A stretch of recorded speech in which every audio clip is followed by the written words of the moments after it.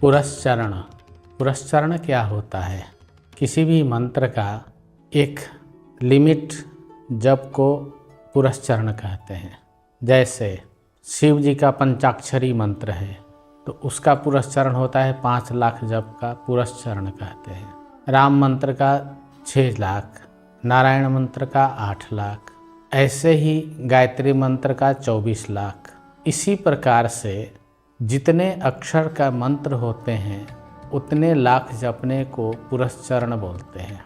पुरस्चरण सभी जीवों के लिए अनिवार्य होता है। पुरस्चरण इसलिए अनिवार्य होता है, गुरु महाराज जी जो मंत्र देते हैं, मंत्र के साथ वो इष्ट देवता को बताते हैं। अब इसमें पुरस्चरण कम से कम 6 पुरस्चरण करने का महिमा है हर जगह। 6 पुरस्चरण करने से मनुष्य अनेक प्रकार के ऋणों से मुक्त होता है। पहला पुरस्चरण माता पिता के निमित्त करना चाहिए जिन्होंने आपको जन्म दिया है। दूसरी पुरस्चरण पृथ्वी देवी के लिए, जिनके द्वारा आप अन्न, पानी, भोजन, वस्त्र ये सारा चीज़ ग्रहण करते हैं। कहाँ से? पृथ्वी से, तो पृथ्वी का होता है।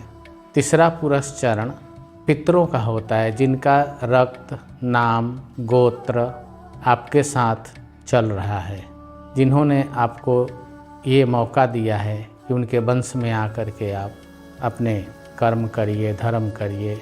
वास्तव में सभी के पितृ नारायण हैं, फिर भी एक वंशावली होती है, परंपरा होती है, उसके अंतर्गत आप आते हैं, तो इसलिए आपको पितरों के नाम से एक पुरस्चरण करना पड़ता है। चौथा है गुरुदेव का पुरस्चरण, जिन्होंने आपको ये मंत्र बताए हैं, इनका पुरस्चरण। फिर उसके बाद होता है इष्ट देवता का पुरस्चरण। फिर उसके बाद होता है आत्मा का पुरस्चरण। ये 6 पुरस्चरण का सिद्धांत है। हमारे संत समाज में ये 6 पुरस्चरण का विधान है। और ये 6 पुरस्चरण करना क्यों चाहिए?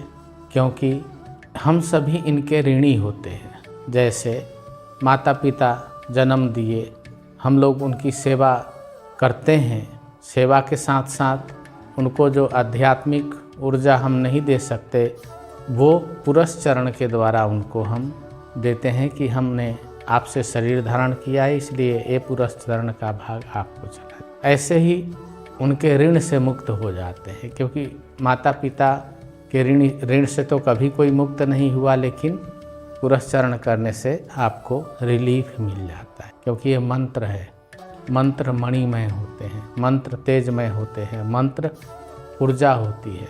और जिसको ये मंत्र का प्रभाव जिसको प्राप्त होगा, निश्चय ही उसका मुक्ति होना ही होना है, उसकी गति अच्छी होनी है। इसलिए माता पिता, पृथ्वी देवी, पितृ देवता, गुरु देवता, इष्ट देवता और आत्मा देवता, इन 6 के पुरस्चरण करने के बाद आप इन सभी के ऋण से मुक्त हो जाते हैं। उसके बाद जो भी आप जप तप साधना करते हैं वो आपको प्राप्त होता है। अन्यथा जो भी आप जप तप कर रहे हैं इनमें जाता रहेगा, वो इनके ऋणों को उतारते रहेंगे आप। जिस दिन इनका ऋण उतरता है उस दिन से आपको एक बहुत सुंदर अनुभव होने लगता है, रिलीफ मिलता है। इसलिए पुरस्चरण करने का विधान है ये। फिर उसके बाद अपना पुरस्चरण करते रहिए, नियमित मंत्र जप करते रहिए। आपका आध्यात्मिक जीवन, भौतिक जीवन, ये दोनों ही सुधरने लगेंगे और आप सुख, शांति और ईश्वर कृपा को अनुभव करने लगेंगे। इसमें कोई संदेह नहीं है। इसलिए जितने भी गुरु मंत्रधारी हैं उनको गुरुदेव के द्वारा दिया हुआ मंत्र का अक्षर के अनुसार, सभी मंत्रों के अक्षर, जैसे पंचाक्षरी, षटाक्षरी, अष्टाक्षरी, 12 अक्षर मंत्र, ओम नमो भगवते वासुदेवाय, इस प्रकार सभी मंत्रों का आप सुनेंगे। षटाक्षरी मंत्र मिला है, अष्टाक्षरी मंत्र मिला है। क्यों बोला जाता है? इसीलिए बोला जाता है कि आप करें। और यह सिद्धांत हमारे आचार्यों द्वारा स्थापित किया हुआ है, हमारे गुरुजनों द्वारा स्थापित किया हुआ है। और मेरे अधिकतर शिष्य जन को मैं आदेश देता हूँ कि पुरस्चरण करो, और वो करते हैं और उनको सत्वर लाभ भी मिलता है, खुश भी रहते हैं। आनंद भी आता है उनको। तो आप सभी को मैं ये परामर्श दूंगा, आप भी पुरस्चरण करिए।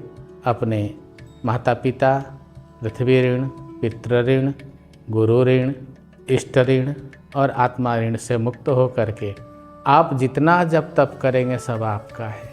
आनंद लीजिए, गुरु कृपा आशीर्वाद है। राधे राधे, गुरु कृपा।